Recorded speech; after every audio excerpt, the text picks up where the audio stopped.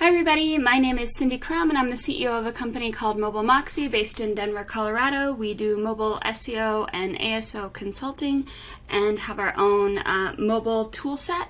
And today I'm going to be talking to you about using game theory to make better SEO decisions. So hopefully achieving no bad bets.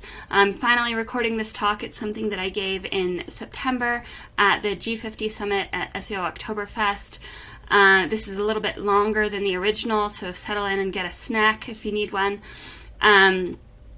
Overall, I think game theory is especially a useful model for evaluating new cutting-edge AI strategies that are coming around. After all, if you think back, some of the first computer programs that were developed to use machine learning and eventually AI started out with things that were either playing games or resembled playing games. So things like Deep Blue, playing chess, and all the software that was developed to play Go. All of this is kind of the roots of AI software that we're now seeing introduced into search results and SEO strategies.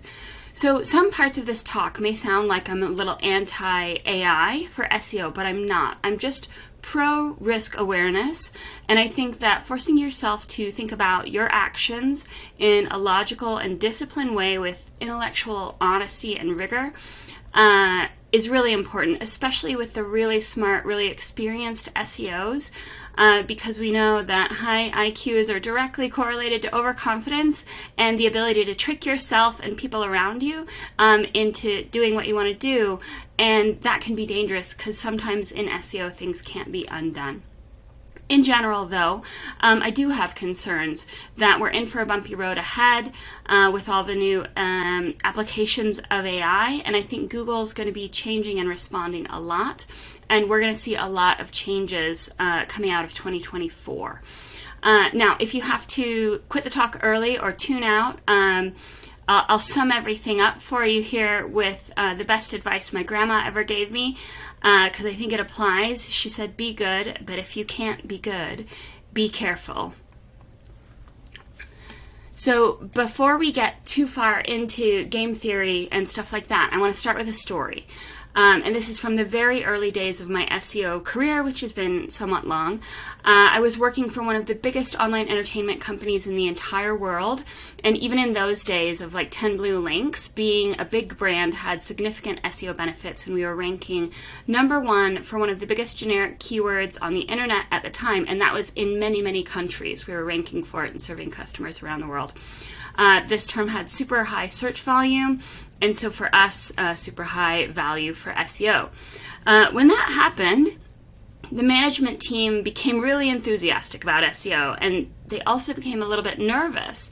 And in my role as an external consultant, I had advised using this top ranking as a model for building out other top rankings on related keywords and keyword phrases. Even if they had a little bit lower search volume, I thought it would bolster this top ranking and be a good fallback if we ever lost the top ranking.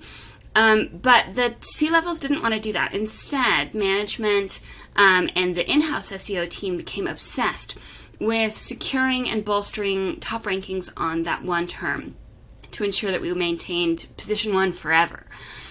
Someone on the team developed a linking scheme that he thought would entice a large amount of people to link to our site on that one target keyword. And this, they thought, would ensure that we'd have enough links to preserve top rankings indefinitely. Sounded great to them. And this was long enough ago that Google didn't even have a disavow tool. And Google had said that link manipulation was a violation of their terms, but link schemes were still really working all the time. And the guy who suggested it had actually done something similar at a top competitor when he worked there at a previous job. Now, I objected. I said it was too high risk, but the in-house team and all the management kind of flipped the argument and said, no, it's too high risk for us not to do it. And I stood alone, and no matter how many arguments I made, they were just too nervous to not be more aggressive in securing this top position. So I want to stop my story there and ask you to think about this. Back in the day, was this a good bet or a bad bet? Knowing what you know, knowing that Google wasn't great at catching on to link schemes, and in fact it had worked for someone at the company before. What do you think? Good bet or bad bet? So we'll pause on that and let's talk about game theory for a bit, and then we'll come back to this. So when we think about game theory, in a very simple terms, game theory is the study of mathematical models of strategic interactions among rational agents. It has applications in things like social science as well as logic, economics, system science, computer science, lots of different things. And game theory often strives to bring together strategies and ethics to maximize the most results for everyone possible. But the most important thing in game theory for you to be able to evaluate a game is understanding the game that you're playing. Now, we have standard ways of breaking down a game. A game will have rules and objectives overall. It'll have players, which can vary in terms of the number of players or their skills. It'll always have rewards, and that's incentives or disincentives, things that you win or things that you lose, to show, who's doing the best. And then it'll have strategies for maximizing those positive incentives or avoiding the disincentives. And that's basically all it takes to be a game or be modeled as a game and use game theory. So this fits actually with SEO pretty well. Google guidelines give us the game, what we're trying to do and what we're trying to avoid doing, or at least avoid getting caught doing.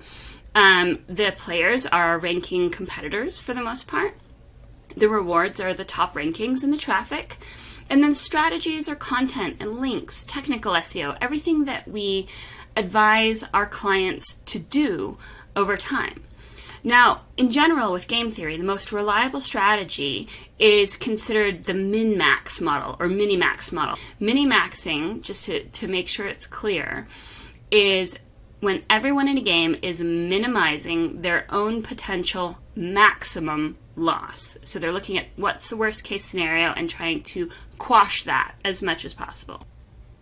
Okay, so that seems simple enough. If we can agree that SEO is a game, then let's think about what concepts are associated with game theory that might be useful. The first one that usually comes to mind is the prisoner's dilemma, which can also be described, sometimes as a game of chicken or a Mexican standoff or even mutually assured destruction. These are all very similar concepts. But they help force us to look at the concept of risk and what happens when you make different decisions. And so the results and the risk in game theory is usually evaluated in a table like this called a payoff matrix. And things can be pretty easy to evaluate when you have a zero-sum game where there are only two players, and if one person wins, the other person loses. In something like this, the best strategy is called the Nash equilibrium. And in general, what that means is that the best play option for each player is to look out for their own best interest first, and in this case, to betray or rat the other person out that you've committed a crime with. And even though neither player knows what the other player is going to do, when you betray your partner in crime, there's a chance that they won't betray you, and so they take all the blame and you take none.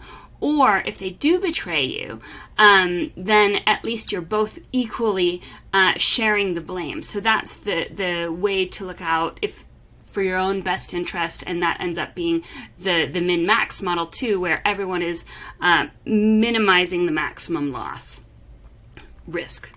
So that's all interesting in SEO. And if you want to think about SEO and strategy as a game kind of like that, or like chess, you could.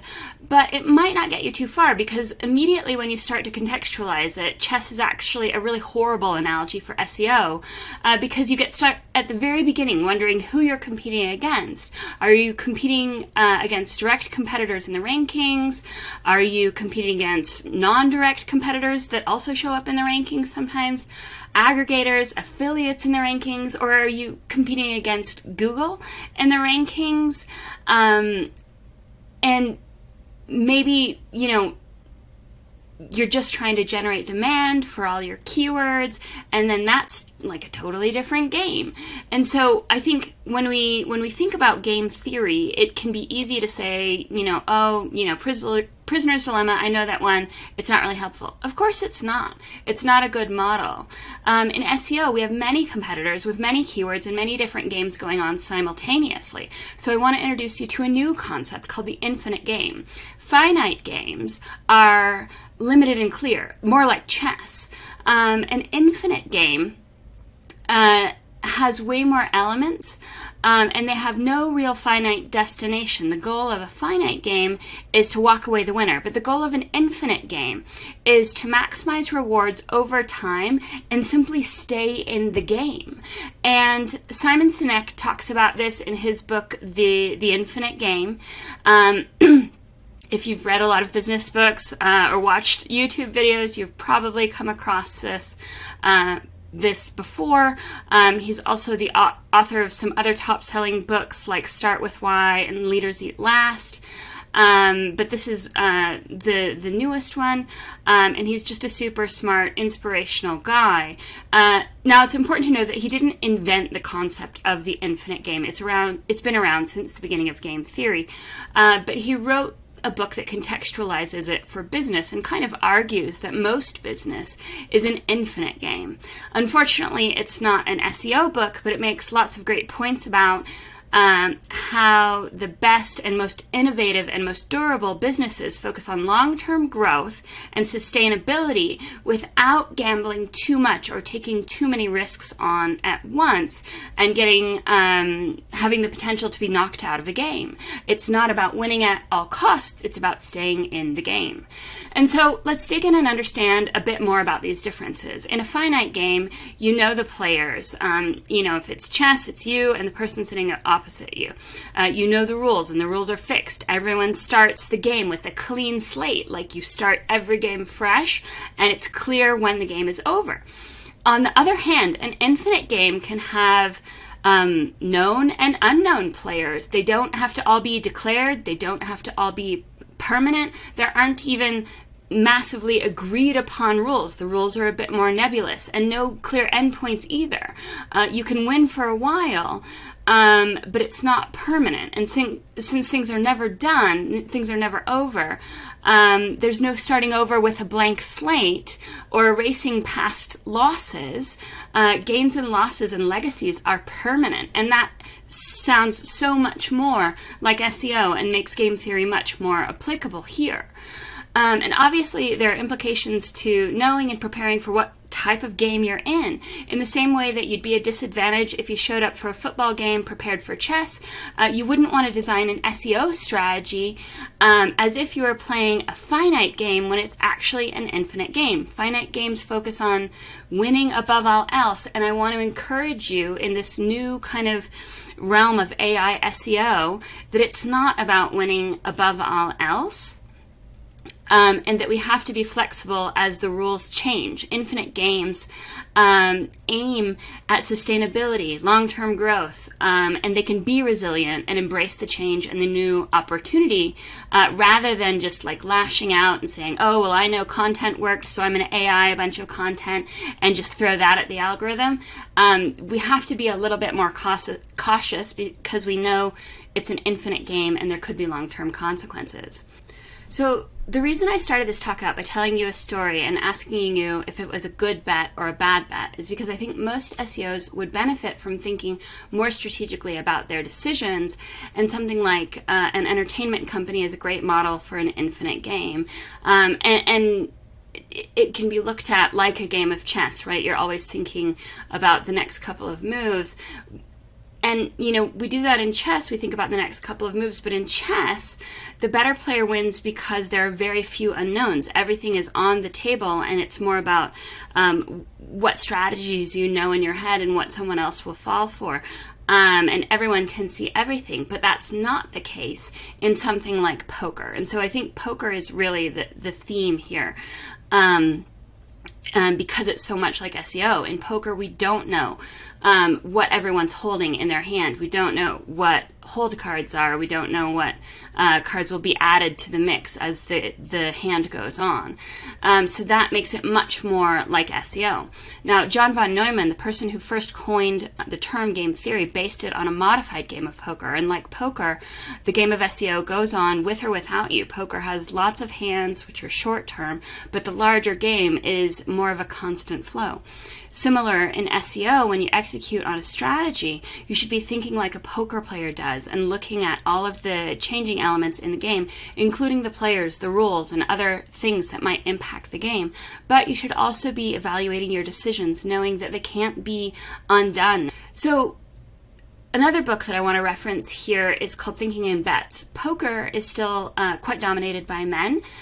So this woman named Annie Duke is the only woman to have won the World Series of Poker. But now she's quit poker for the most part and started helping businesses apply game theory and other decision-making models to perform better at business. So she's great for this kind of thinking. She's also authored 3 books, including Thinking in Bets, Making Decisions, and Quitting. And they're all talking about how to honestly evaluate your position in an infinite game and make good decisions that are based on the most likely outcome, statistically likely outcomes, rather than things that are more emotional, things that are short term, or things that are ego-based influences. She's even done talks at Google about making good decisions under pressure when there's a lot of uncertainty, which I think is a great description of where we find ourselves now. So she believes that forcing people to think in bets and actually ask them, would you bet on this, takes people from a simple kind of grandiose assertion thought process and belief in certainty, this hand can't lose or this strategy can't lose, into a more probabilistic mindset where you can actually think about the things that could go right and the things that could go wrong and how likely those outcomes are, as well as, what are the worst case scenarios and how could it impact your ability to stay in the game, or your company's ability to stay in the game, or your client's ability to stay in the game. And she says doing this forces yourself to think about your actions in a logical and disciplined way, and it's especially important when you're dealing with really top-notch SEOs and really advanced SEO strategies, because we don't want people who have lots of experience in SEO to take the changes that Google is going through for granted and assume that what's always worked before will continue to always work and that there's no risk. So we have to kind of hedge against that. And so thinking about, these two kind of concepts, the infinite game in Simon Sinek's book and Annie Duke's book about thinking in bets, we can apply this kind of model thinking to a lot of different things. It's not just SEO, it's many things like a stock market, investing in businesses or real estate or anything else. It can be applied to living a healthy life, taking a job, building a career or a reputation or a business. All of these things are different kinds of infinite games, and the decisions are bets that you're making. And when you make one decision, it's precluding you usually from making a different decision. If you make bad bets, you're more limited in what you can do in your next move. If you make good bets, you have the freedom to keep playing and make more good bets, and that's also true of SEO. So if this is all too much to remember, you can think about it in this kind of simplified way. The difference between a finite and an infinite game, that finite games are more closed and limited with lower dimensions and more linear trade-offs. Infinite games, on the other hand, are more open to change and evolution. They have dimension, and the payoffs and the exchanges are non-linear. Sometimes you can make some small change and have a great payoff, or vice versa. Sometimes a small investment can hit big, or sometimes a small mistake can have big consequences. In a finite game, there are more things that are known and clear, but what we're doing in SEO is an infinite game, where we have to look at the long term, and we can't always be gambling, going all in on every bet we make, because it's just not prudent and it's just not gonna always pay off. So if SEO is an infinite game, your job is to consistently make good bets that allow you to stay in the game and maximize your payouts. And so I want you to think about that and think, how does that change what you do? So let's go back to the entertainment website that I was talking about, with one big money term that they're ranking #1 for in all these different countries. So we can look at the risk and rewards, know that it might not be a good bet. We were already ranking for the top term, so like there wasn't a hope of getting it ranking higher. It was as high as it could be. So you have to think about it in terms of, did the upside of long-term security on a term that we were already ranking #1 for outweigh the risk of violating Google's guidelines with a link scheme that might become detectable? Now, again, I want to remember, I was the only consultant in the company. It was me against a bunch of in-house SEOs. As I said, I wasn't really comfortable with the strategy. I expressed this and I told everyone, but they basically told me to toughen up. One person actually pulled me aside and told me that I needed to be braver, that I was going to lose credibility with the team if I was overly cautious. And I still pushed back, and I suggested a variety of different ways we could make the scheme harder for Google to detect, more natural, all of these things that I tried to get them to implement, but they just overruled me and launched actually without even any notice. Like, I woke up and things had launched. So back to the decision. Now let me tell you, one potential ending for the story. Let's say, in the end, instead of securing the long-term ranking on this top generic keyword, they got a penalty that lasted for 2 years and cost them millions. So I offered every technical solution I could, but nothing worked. And after a month or so of us all trying really hard to fix this penalty, my boss and the entire SEO team lost their jobs. Everyone but me, because the guy who had the original idea and told me I needed to be brave actually stood up for me, and he told the higher-ups that I disagreed with the strategy and tried to stop it. But this SEO decision cost millions, left a permanent stain in Google's eyes for the brand, and cost people their jobs, many of whom had moved to the business location to take the jobs, so they ended up having to move their families again for the next jobs that they took. For me, standing in my integrity and saying, I don't think this is a good idea, it actually built the company's confidence in me and my judgment and my skills and my willingness to stand up to people and tell them when they're wrong. I made good friends and lots of future business contacts out of the continuation of my contract there. So that's, one way to think about a potential result. If this is what happened, was it a good bet? No. That means it was a bad bet, right? Because it just risked way too much. But wait. What if I told you that's not the real ending to the story? That's a complete lie. Total fabrication? Then what? What if the linking scheme worked really well and actually did secure that ranking for the keywords years into the future, basically until Google launched the knowledge graph, and then when the knowledge graph came in for this one big generic term, it pushed us a little bit down, but the knowledge graph was on the side, and so it got a little bit of distraction, but we were still there, and made the company millions of dollars, actually, and drove loads of clicks, made everyone on the team look good, made me look a little bad because I was a little bit too cautious. Now, do you think it was a good bet or a bad bet? Everyone got rich. We all got rich. Bonuses, company made a killing. Good bet, bad bet. Still a bad bet. That's the answer. The risk was still too high. Even if it worked out, the actual result doesn't change the quality of the decision. And this is an important part of game theory that most people don't understand. You can't evaluate the quality of a decision based on the result. In poker, it's a phenomenon called resulting, when you're looking at the result to know if you did a good job evaluating the question. Even when you make a good decision based on probability, there are no guarantees. It's just probability, and there are so many unknowns that it's never going to be 100%. So you could make a bad decision and get lucky, like we did when in this story when we got rich, or you could make a good decision and still get screwed, right? There are no guarantees, and since there's so many unknowns, we can't really know what's going to happen, right? If they took on this strategy and violated Google guidelines, they would know that they're living on borrowed time, and that's not how you want to live. That's another reason that makes this a bad bet.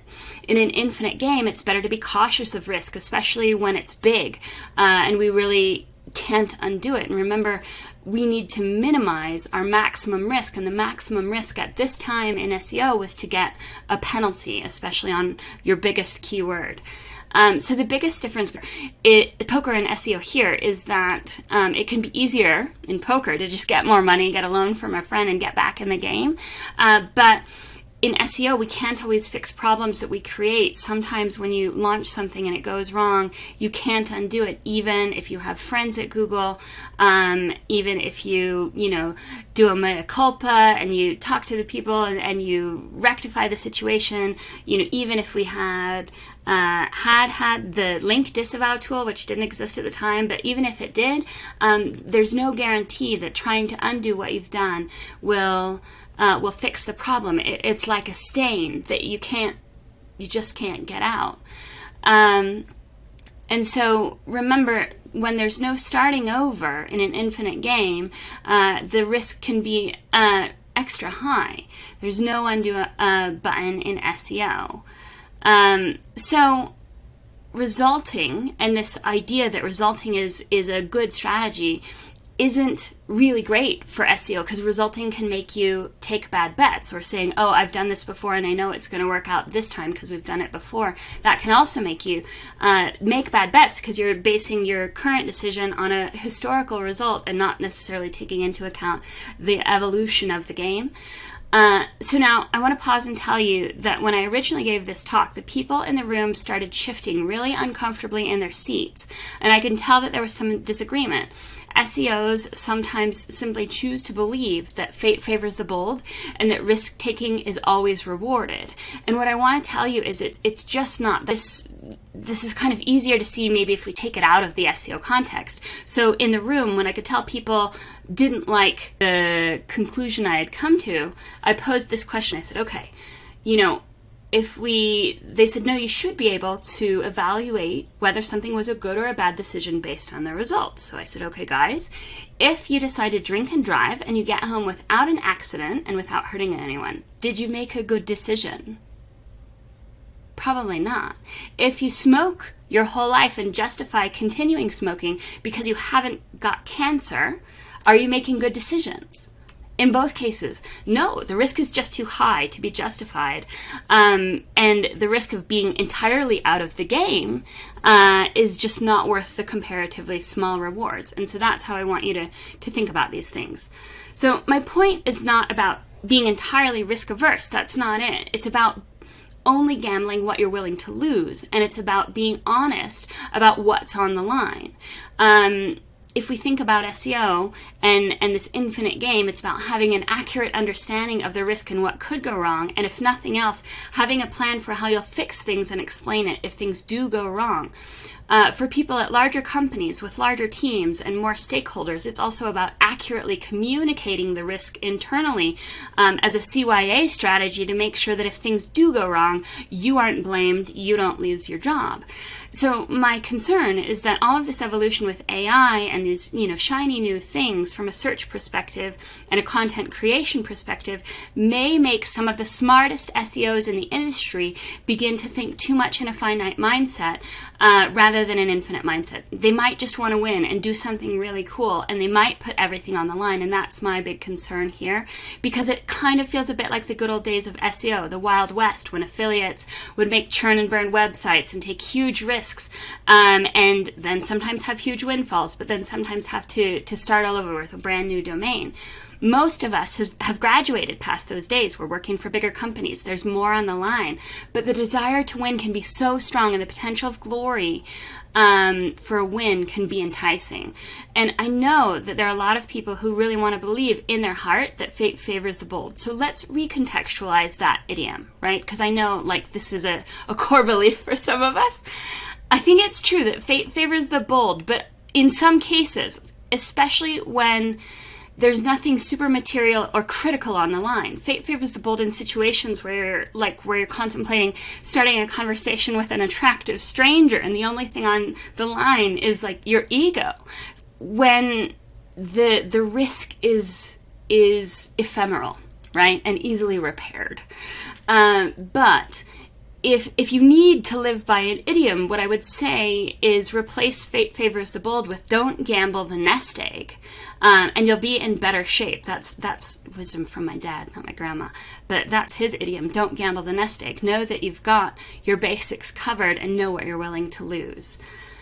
So by now, everyone in the SEO community has heard a lot about all these cool AI technologies, and that's why we're getting this Wild West kind of flavor in the industry. But I still do worry about some of these utilities and strategies and how Google's going to have to deal with them and manage them in its overhead. And frankly, from an SEO perspective, I think that Google, so many people are talking about how you can use AI to create content that ranks. And I think that Google's going to hate that, and Google's going to get really good at detecting that because they have access to all the same AI tools that we do, so they can kind of model it and map it. And if Google has a choice between ranking content that it thinks you might have used AI to create and ranking their own AI-generated content, they'll rank their own just to be safe. But from a risk perspective, from your brand or your clients, I think that there are other things that are not SEO-based that we have to think about. If we are wanting to use AI strategies on websites for content or other things, we have to think about the legal implications, branding, and what's on the line there too, if things go wrong. So in our goal to maximize organic traffic and minimize the risk, it seems like Google's still figuring out how it's going to integrate SGE and all of its AI tools. So we have to think about our SEO decisions in terms of their longevity, because Google's got to be making a lot of changes. And that's just a given. There are going to be changes, there are going to be overcorrections, there are going to be rollbacks. And so I've been paying attention to what a lot of SEOs are talking about. And I know some SEOs are out there giving out this ICE model for evaluating your SEO decisions, and ICE just stands for impact, cost, and effort. You kind of chart out how much impact will something have, how much will it cost, and how much does it take to get the desired result. And this honestly kind of blew my mind the first time I saw it, because I was like, an ICE model? Like, don't you mean a rice model? This is what I was trained on in business school.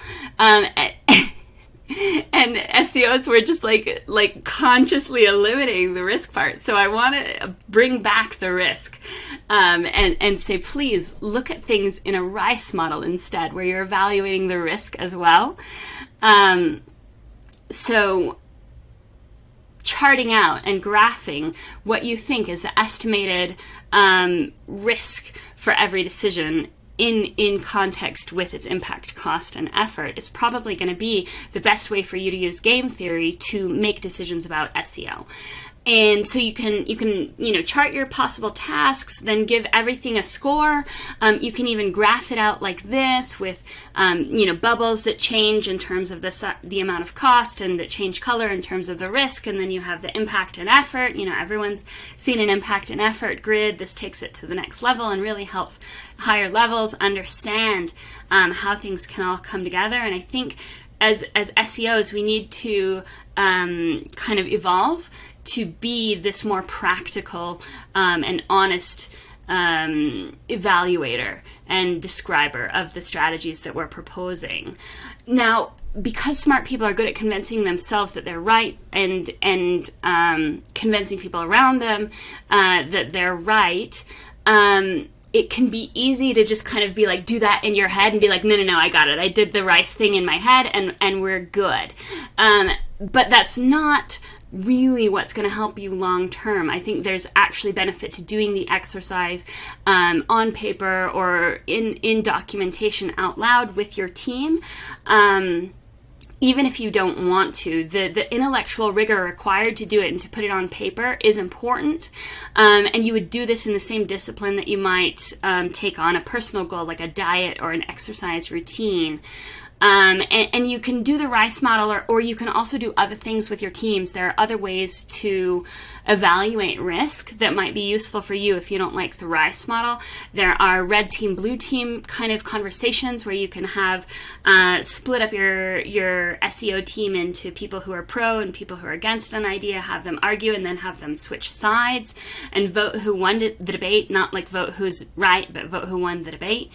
A great way to think about things and risk is in a pre-mortem. So you write what caused this strategy to fail in kind of a letter to your boss, like, dear boss, so sorry we lost all the traffic. We thought this strategy was great, but here's what happened.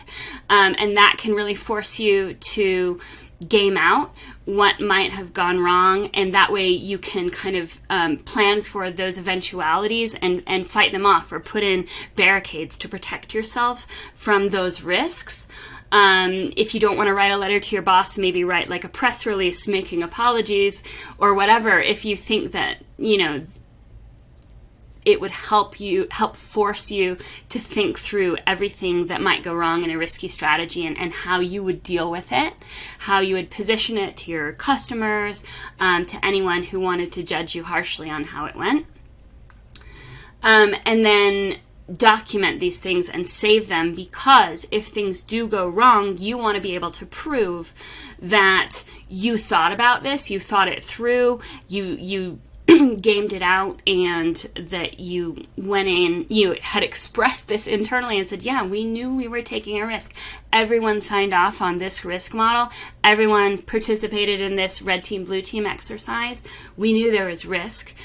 We decided to do it anyway, and that's on all of us, not just me, you know, like it's the infinite game of your life, making sure you still have a job.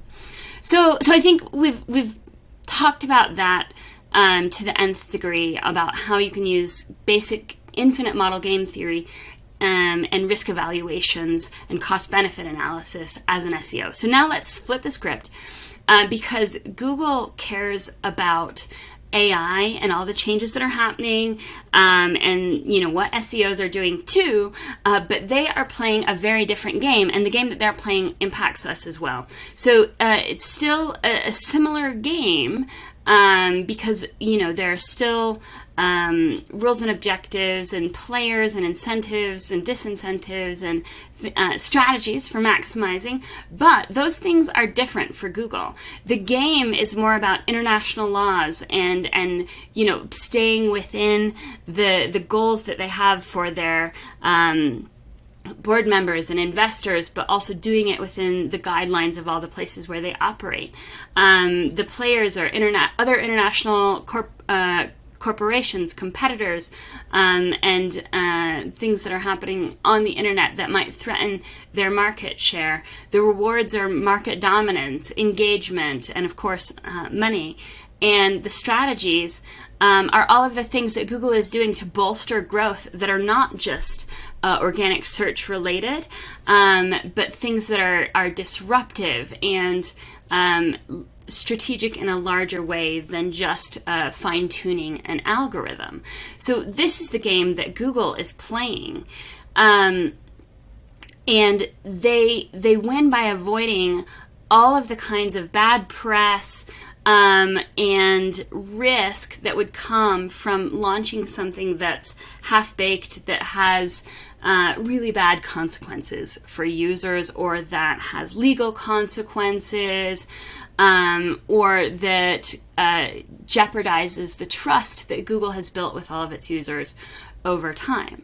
Now, Google knows that the game has changed, and all the pressure from things like ChatGPT and other AI competitors means that Google is, you know, in some cases being forced to move probably a bit quicker than they would like. They're forced to take on more risk, but they don't actually have to as much as you might think, because their market dominance is so strong.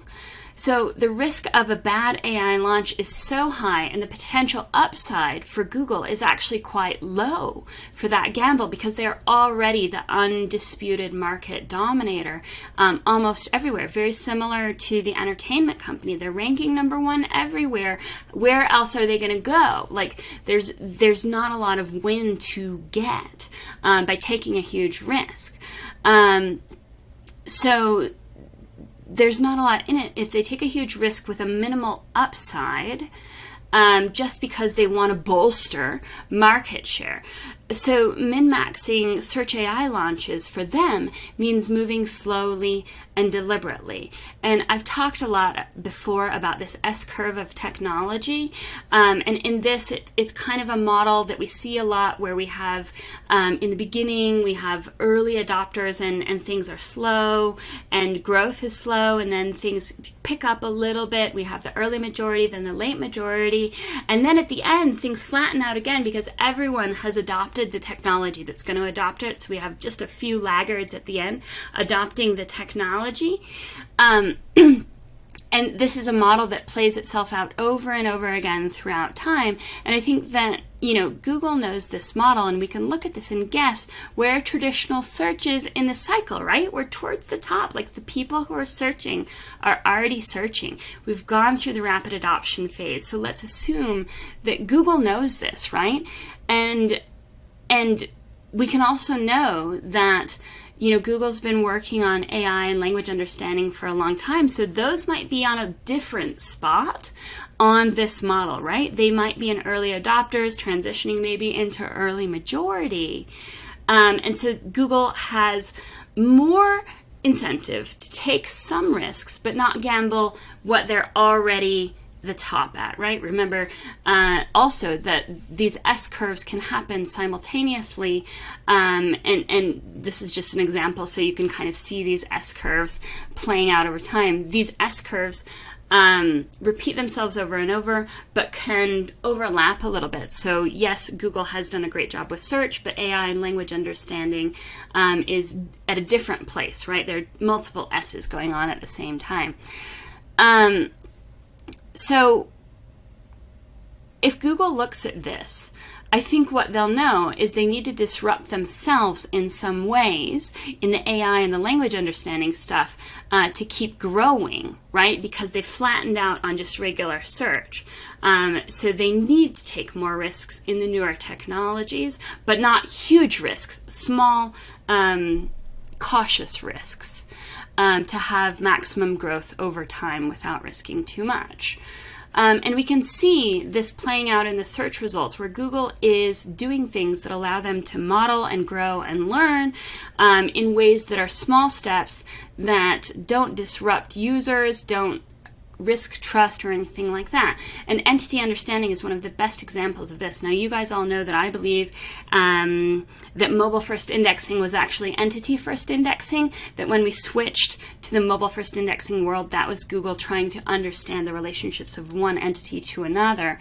And so we can see now in the search results where that's come to, where Google is using its entity understanding and using its language understanding with these MUM filters that they're adding to the search results to build out further understanding of what people want when they're searching, and to add things like filters to kind of crowdsource journeys that people might take when they're doing a particular search, and say, okay, when someone searches for this, there are kind of 5 main journeys that someone might be on. Let's refine that. Here are those 5 journeys. Are you on this one or that one? And then when you click a filter, it says, we know you're on this journey, and we know the next most likely thing you'll look for is this.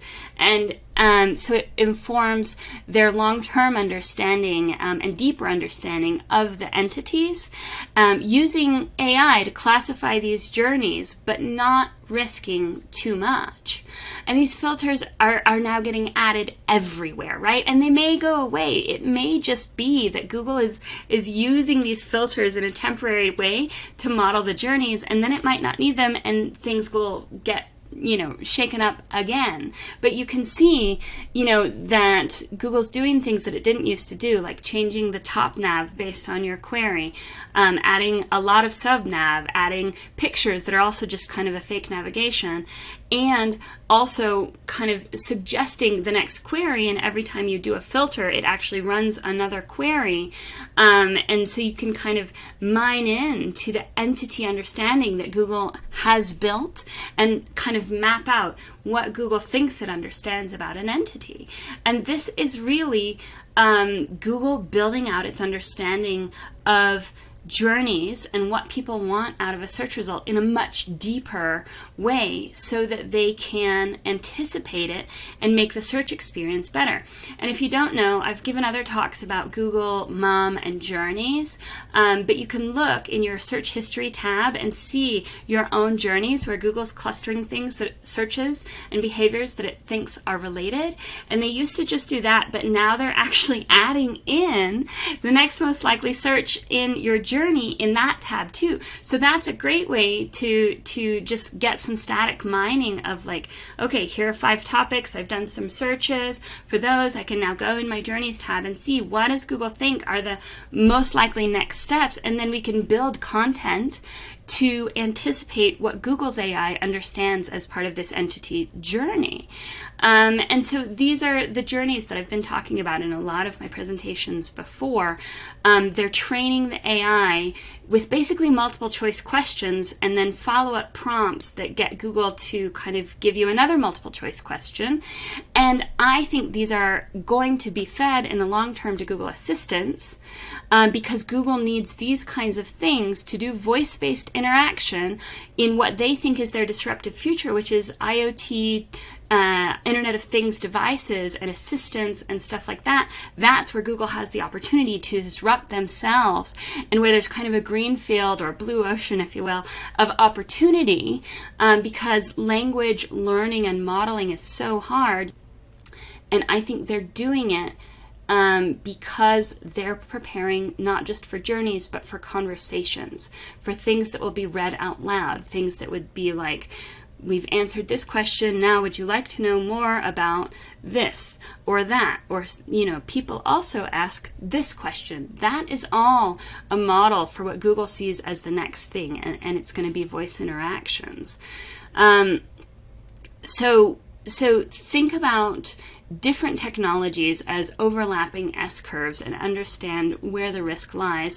And if you really want to understand what Google's doing, you can even do a RICE model for them and say, okay, AI-focused big launches, disruptive launches that launch out to everyone, not in beta, stuff like that. That's a huge cost, a huge risk, and it might be a huge effort and have minimal impact, right? So maybe that's not what they want to do.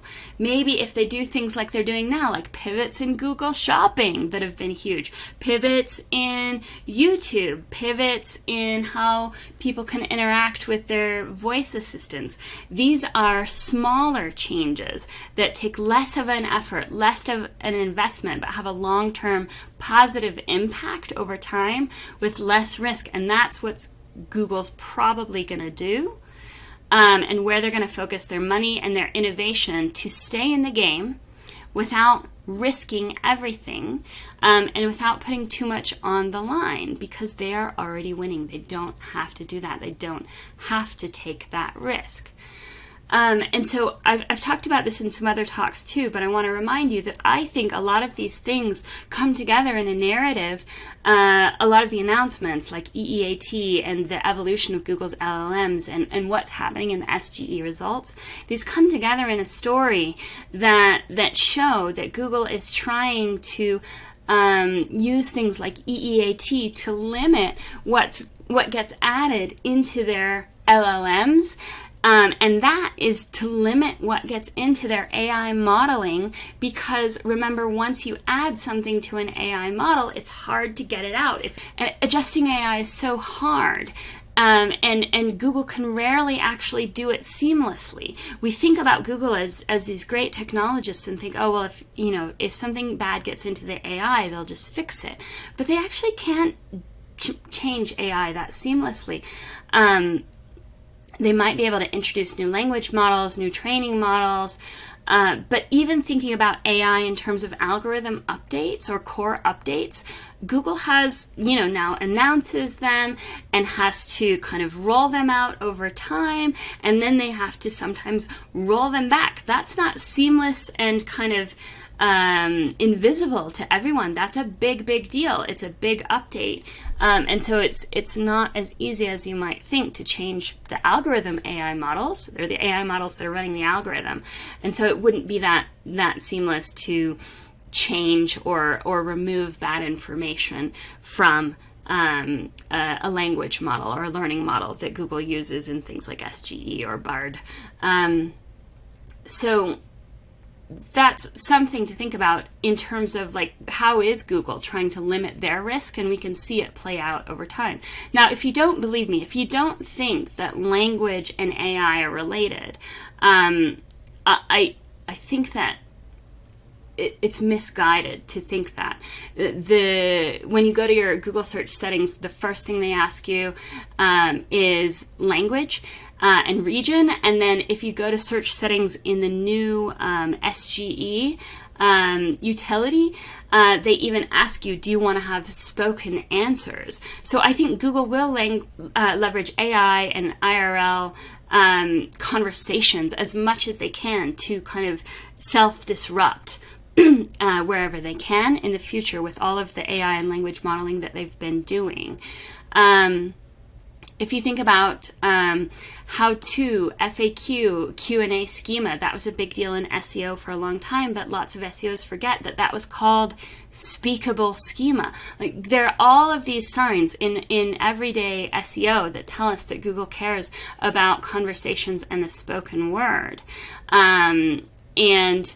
I think this is Google's next goal, to be linking on and offline conversations as a form of search. And Google even talked about conversational search a long time ago. If you still don't believe me, just look at BARD. It has a speaker icon built in from the get-go. It always has. This is because Google understands that, and has planned from the beginning for these to be conversations and not just queries. So Google's placing big bets on this plan, and they're taking small incremental risks to get there. And so this is what I mean when I say overlapping S-curves of technology. We have, the oldest technology that we're talking about is search, but then newer technologies are language models, and then newer technologies are the AI that use those language models, and those overlap in a constant way, and they change sometimes at different rates, and that's part of the infinite game, and the rules and the situation changing, the environment of the game changing. It's because of these overlapping S-curves. So Google used to rely on SEOs for a lot of their training data. If you think about bidirectional annotation, canonicals, hreflang, schema, we actually were like an army of ML training people who taught their machine learning systems about what they were looking at on a page. And I think it's interesting to think that with all of these filters, now Google is offloading the work to a larger audience that is less incentivized to manipulate them, right? Because the regular searcher isn't trying to drive a ranking, so they're less likely to click on a filter unless they really want what's under that filter. So this is a clever decision by Google, right?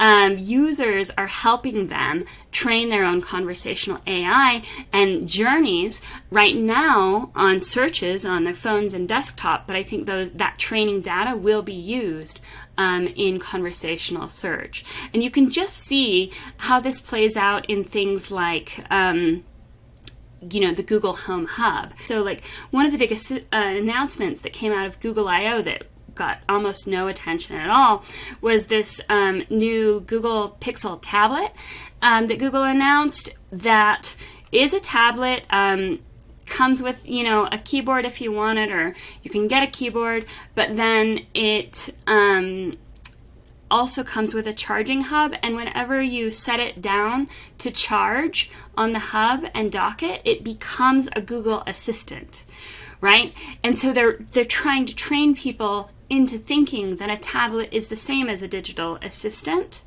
and that conversational interactions with your tablet or your computer are normal and meaningful. And that's great for the next generation, because the tablet becomes their main media station, because it can play all the videos. It becomes their main gaming station. It becomes their main computing station, and it becomes the thing that tells them the weather or the news in the morning, or sets a cooking timer. It becomes a one-stop shop, especially for people who are on a budget and the younger generation. And so they're kind of infiltrating the mindset about technology with these kinds of low-risk innovations, and it's very clever. And the other thing to know is that if you haven't played with the Google Home Hub, it does a lot that echoes what we're seeing in regular search results with voice queries. So it does the people also ask thing, but it asks you out loud. It says, people also ask this question. Would you like to know the answer to that too? Or it gives you filters, and I imagine soon it'll be reading the filters, and if you search for Mount Fuji, it's going to say, are you interested in Mount Fuji climate, or climbing Mount Fuji, or are you interested in pictures of Mount Fuji? So they're going to start using these filters in a more active way on technologies like this, where they have huge opportunity to start making more money and monetizing in different ways that haven't kind of maxed out at the top of the S-curve. So we know that Google wants to index the world's information. And I want to reiterate that that doesn't just mean the world's web pages. That doesn't just mean the world's text. Google wants to use its understanding of the world and entities and language to answer IRL, in real life, questions. And I think that's the future where they see the most benefit. And so you'll see Google testing and fine-tuning a lot right now with Google Discover, because a lot of the things that happen in the tablets and the Home Hub kinds of experiences are automatic without a search. They just kind of learn what you like and show it to you. And that makes much more sense for a docked Home Hub kind of thing than it does as a search engine. So watch that space. And then also watch what's happening with FAQs that used to be rewarded. Now they're not, but Google still includes FAQ, how-to, and schema in their other things that aren't just SEO. So in the ability to set up a Google action, which are for those smart displays. And this is where things like other technologies like PWAs, edge computing, app actions, they all come together in a way that SEOs aren't paying attention to, that are going to allow users to engage using their voice to surface information in new ways. And especially content that would drive engagement that's different from a traditional search, like any kind of assistant style interaction. And this is just showing you Google guidelines about how you can use how-to content for media, news, podcast, and all of that is part of the documentation for publishing Google Actions, nothing to do with search results per se. And so voice action discovery is also something that Google's been playing around with. So you can set up routines and intents with your connected devices. And that's something that Google is doing that SEOs aren't paying attention to. But looking at what Google's reporting on in these, they report on the conversational data that happens with these actions and these action intents. They report on the conversations. They report on the number of messages. They report on the average length of the engagement. And they report on the abort rate. And so I think that when we're thinking about the future of SEO, even if we're not, as SEOs, optimizing Google Actions or optimizing Google Intents or things like that, we need to know that Google is already working on metrics to report on this kind of success or failure and to evaluate what people want. in those situations. And Google's also using things like custom voice shortcuts on Android and custom voice routines that people set up on their Android phone to figure out what people want, what kinds of routines they might want. Again, this is crowdsourcing from people who aren't trying to manipulate the game. And Android is where Google does a lot of this kind of crowdsourcing, testing, and learning from its most loyal users. So be sure to keep an eye on that if you're looking for like what is going to be the future of SEO. This next evolution of what Google wants to do is all using language learning and AI models. Even though voice has taken a long time and we've been in kind of the slow adoption phase for a long time, I think that it's fair to say that with all the growth in AI and with all the language learning that Google is doing with all the MUM filters, that they're getting a lot out of it. And they're probably speeding up and working their way up that S-curve of technology. And this is why Google needed to move people from one analytics platform that was kind of old to one that's much better at cross-device attribution, is because I think there are going to be more devices that Google's going to want to report on, and that Google's going to have to report on, frankly. And so that's why the switch to GA4 was kind of necessary for them to stay in the game in terms of proving their efficacy with ads to the people who are buying ads. And remember, a game can only continue where there's a base amount of trust, and so Google has to be reporting on this stuff in some way and showing positive correlation to cross-device interactions that might be otherwise harder for advertisers to do attribution for. And if advertisers can trust that their ad dollars are being spent and reported back in a meaningful way, then the game continues. But if they can't, the game ends, right? You want to play a good game, build trust, and remain in the game to play another day. And the summary from the beginning is if you're using AI and SEO and you're trying to evaluate risk, be good. But if you can't be good, be careful. Thanks very much. If you like this video, hit the thumbs up. To be notified about future videos, click the logo.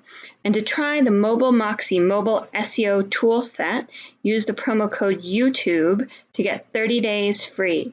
They're mobile-first SEO tools for a mobile-first world.